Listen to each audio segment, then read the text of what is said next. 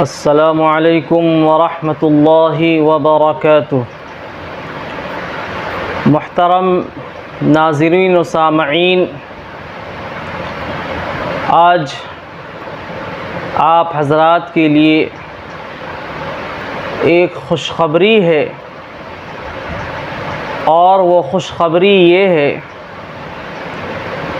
کہ میں قرآن سیکھنے اور سکھانے والوں کے لیے نورانی قاعدے کا آغاز کر رہا ہوں کہ نورانی قاعدہ پڑھ کر یا پڑھا کر ہم اپنے بچوں کو یا بڑوں کو کیسے قرآن کریم سکھا سکتے ہیں۔ تو اسی سلسلے میں آپ سے کچھ بات کروں گا۔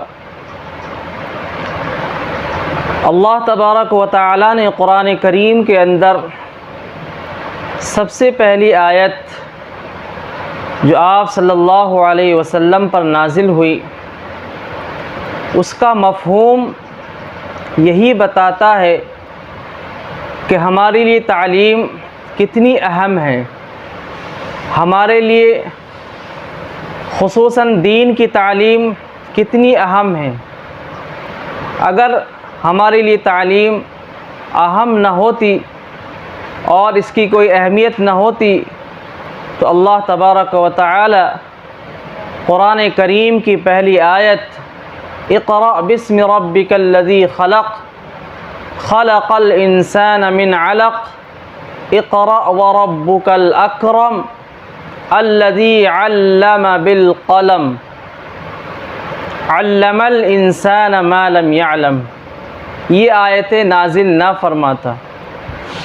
تو ان آیتوں سے یہ بات معلوم ہوئی کہ یہ تعلیم ہم سب کے لیے کتنی ضروری ہے، خصوصاً دین کی تعلیم، اور دینی تعلیم میں بھی قرآن کریم کی تعلیم جو اللہ کا کلام ہے، جو اللہ کا قرآن ہے، جو اللہ کی بات ہے، اور جو نبی کریم صلی اللہ علیہ وسلم پر وقتاً فوقتاً تھوڑا تھوڑا حالات کے مطابق اللہ تبارک و تعالی نازل کرتا رہا، اور ایک لمبے عرصے میں یہ قرآن کریم مکمل طور پر آپ صلی اللہ علیہ وسلم پر نازل ہوا۔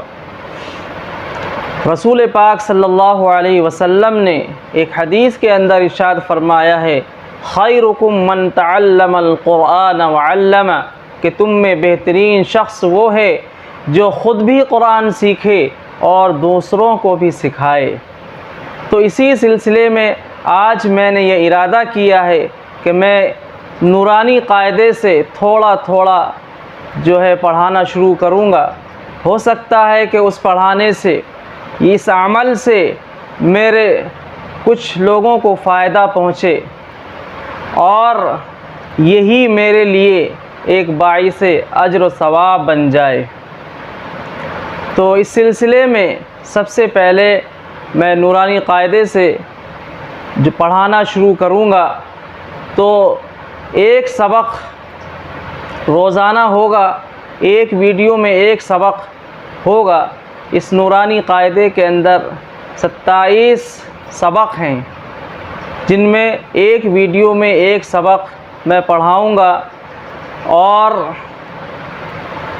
انشاءاللہ اس امید سے میں یہ کام شروع کر رہا ہوں کہ لوگوں کو اس سے فائدہ پہنچے گا، ان کے بچوں کو فائدہ پہنچے گا، ان کے بڑوں کو فائدہ پہنچے گا، ان کے گھر والوں کو فائدہ پہنچے گا،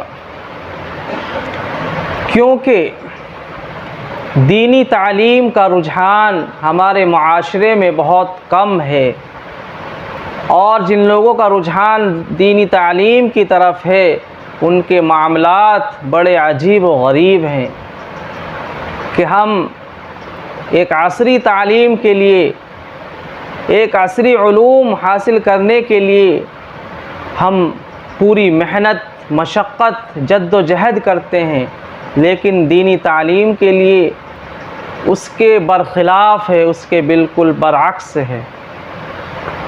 وہ چاہے پڑھائی ہو، چاہے استاد کا معاملہ ہو، اگر ہم عصری تعلیم کے لیے کوئی استاد رکھتے ہیں تو اس کو اچھی تنخواہ دیتے ہیں، اچھی فیس دیتے ہیں، اور اس سے اچھا مطالبہ کرتے ہیں کہ ہمارے بچوں کو اچھی تعلیم دیجیے، ایک اچھا اسٹینڈرڈ بنائیے، ایک اچھا انگلش بولنے والا، میتھمیٹکس کا اچھا جاننے والا بنائیے۔ لیکن ہم نے کبھی غور کیا ہے کہ جب ہم قرآن پڑھانے کے لیے جو کسی استاد کا تقرر کرتے ہیں تو اس سے کیا ایسی باتیں کرتے ہیں کہ ہمیں ہمارے بچے کو حافظ بنانا ہے یا اچھا قرآن پڑھنے والا بنانا ہے؟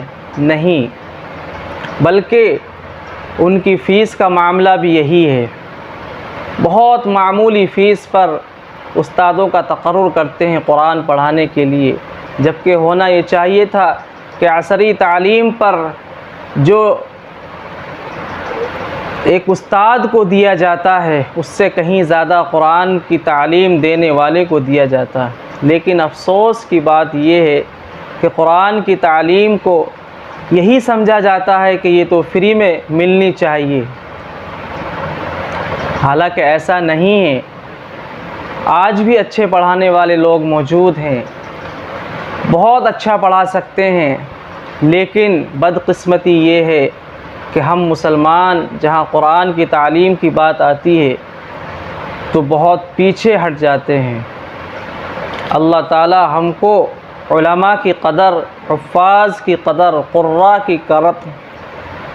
کی قدر اور ائمہ حضرات کی قدر کرنے کی توفیق عطا فرمائے، اور ان کے ساتھ اچھے معاملات کرنے کی توفیق عطا فرمائے۔ غرض یہ ہے کہ آج یہ سلسلہ شروع ہو رہا ہے، انشاءاللہ اس سلسلے سے ہم سب کو بہت فائدہ ہونے والا ہے۔ تو چلیے اب شروع کرتے ہیں پڑھنا۔ جی، تو یہاں سے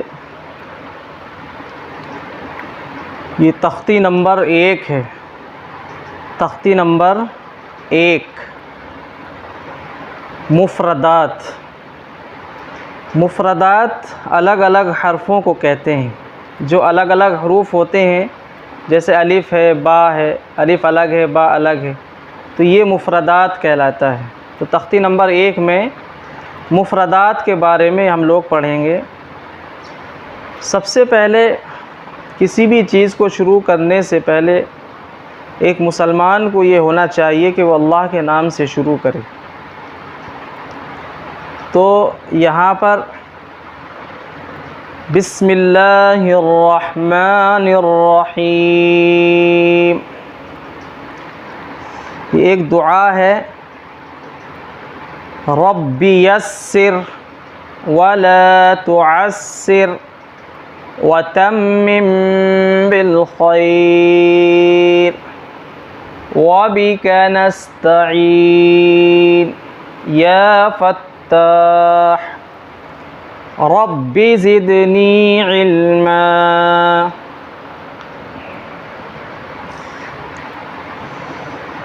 دیکھیے، الف، با،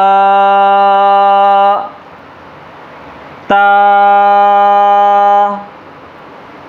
ثا، جیم، حا، خا، دال، ذال، را، زا، سین، شین، صاد، ضاد، طا، ظا، عین، غین، فا، قاف، کاف، لام، میم، نون، واو، ہا، حمزہ، یا، بعض لوگ یہاں پر چھوٹی یا بڑی یا پڑھاتے ہیں، یہ طریقہ بالکل غلط ہے، یا ہی ہوتی ہے، چاہے چھوٹی ہو یا بڑی۔ تو یہ پوری تختی اس طرح سے آپ بآواز بلند پڑھیں گے اور تھوڑا کھینچ کر پڑھیں گے۔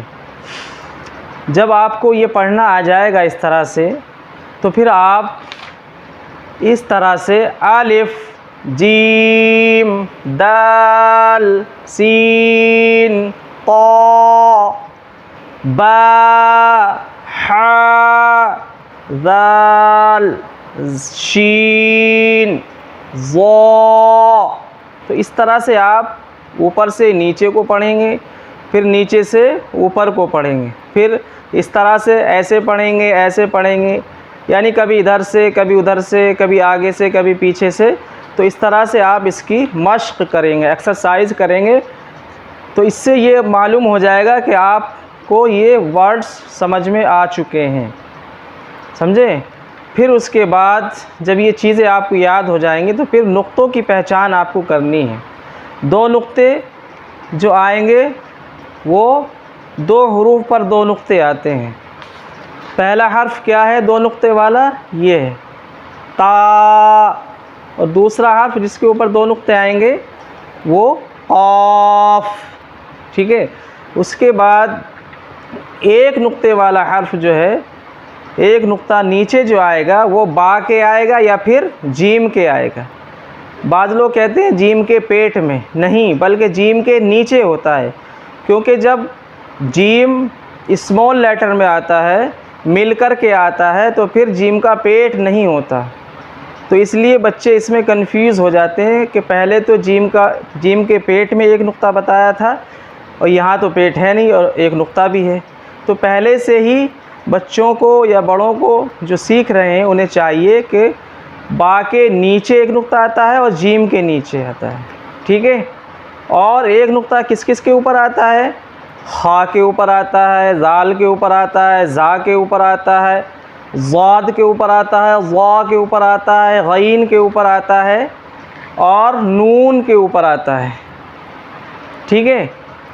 تو یہ ہو گیا۔ اور 2 نقطے کس کے نیچے آئیں گے؟ 2 نقطے جس کے نیچے آئیں گے وہ صرف یا ہوگا، یا کے علاوہ کسی کے نیچے 2 نقطے نہیں آتے۔ تو جہاں بھی 2 نقطے آپ نیچے دیکھیں گے اسے یا سمجھیں گے۔ اس کے بعد جو آتا ہے وہ 3 نقطوں کی بات آتی ہے۔ 3 نقطے صرف سا کے آتے ہیں اور شین کے آتے ہیں، دونوں کی شکلیں الگ الگ ہیں۔ سا سیدھا سیدھا آتا ہے اور شین کے اندر شوشے ہوتے ہیں، یہ 3 اس طرح سے بنے ہوئے ہوتے ہیں۔ تو اس سے یہ پہچان کر سکتے ہیں کہ یہ سا ہے یا شین ہے، ٹھیک ہے؟ تو اس طرح سے نقطوں کی پہچان ہم کر لیں گے۔ جب نقطے ہمیں یاد ہو جائیں گے تو پھر ہمارا یہ ایک چھوٹا سا امتحان ہے، چھوٹی سی ایکسرسائز ہے، ایگزام ہے، وہ یہ آگے پیچھے ورڈز ہیں، یہ حروف آگے پیچھے ہیں، جیسے تا ہے، طا ہے، سا ہے۔ اگر ہم ان کو صحیح پہچان لیتے ہیں تو اس کا مطلب یہ ہے کہ ہمارا الف سے یا تک بالکل درست ہو گیا ہے، ٹھیک ہے؟ اب اس کے بعد آتے ہیں مرکبات میں ملے ہوئے حروف کی شکلیں، یعنی جب یہ حروف الف سے یا تک جب آگے چل کے مل کر کسی کے ساتھ آئیں گے تو ان کی شکلیں بدل جاتی ہیں، ان کے فیس چینج ہو جاتے ہیں، سمجھے؟ تو جیسے الف ہے، الف واحد اگر اکیلا آئے گا تو اس طرح سے آئے گا، لیکن جب مل کے آئے گا تو اس طرح سے آئے گا، اس طرح سے آئے گا۔ با جب اکیلا آتا ہے تو بالکل سیدھا سیدھا آتا ہے، لیکن با جب مل کر کے کسی حرف کے ساتھ آئے گا تو با کی شکل یہ بھی ہوگی اور یہ بھی ہوگی۔ ایسے ہی تا ہے تو تا کی 3 شکلیں ہیں، ایک تا اس طرح سے آئے گا، ایک اس طرح سے آئے گا، ایک اس طرح سے آئے گا۔ ایسے ہی جیم کی شکل بالکل چینج ہوگی۔ جیسے میں نے بتایا تھا کہ جیم کے نیچے نقطہ ہوتا ہے، پیٹ میں نقطہ نہیں ہوتا ہے۔ ایسے ہی دال جب مل کے آئے گا تو اس شکل میں آئے گا۔ ایسے ہی عین ہے تو عین کی یہ شکل ہے، جب مل کے آئے گا تو ایسے آئے گا، ایسے آئے گا۔ فا کی شکل بھی چینج ہو جائے گی۔ تو اس طرح سے فا کی شکلیں ہیں۔ اس کے بعد کاف ہے تو کاف اس طرح سے بھی آئے گا اور اس طرح سے بھی آئے گا۔ لام کی شکل چینج ہو جائے گی۔ میم ہے، میم کی شکلیں چینج ہو جائیں گی۔ نون ہے، نون کی شکل چینج ہو جائے گی۔ نون کے بارے میں یہ بات بتانی ہے کہ نون جو ہے جب مل کر کے آئے گا تو وہ با تا سا کی شکل لے لیتا ہے۔ اب فرق یہ کرنا ہوگا کہ اگر نیچے ایک نقطہ ہے تو وہ با کہلائے گا، اگر وہی نقطہ اگر اوپر آ جائے گا تو نون بن جائے گا۔ ایسے ہی ہا ہے، ہا کی بھی 3 شکلیں ہیں اس طرح سے۔ حمزہ ہے، حمزہ کی بھی 2 شکلیں ہیں۔ یا ہے، یا کی بھی 2 شکلیں۔ غرض یہ کہ یہ مرکبات میں جب یہ حروف آئیں گے تو ان کی شکلیں بالکل مختلف ہو جائیں گی۔ تو انہیں کس سے پہچانا جائے گا؟ نقطوں سے پہچانا جائے گا۔ تو آج کا یہی سبق ہے کہ ہم نے تختی نمبر 1 پڑھا ہے مفردات، اور مفردات الگ الگ حرفوں کو کہا جاتا ہے۔ تو یہ ہمیں اچھی طرح سے پڑھ لینا ہے اسے، اور اس کی جتنی ایکسرسائز جتنی مشق کریں گے انشاءاللہ اس سے فائدہ ہوگا۔ نیکسٹ ویڈیو میں تختی نمبر 2 کا سبق ہم پڑھائیں گے انشاءاللہ۔ السلام علیکم ورحمۃ اللہ وبرکاتہ۔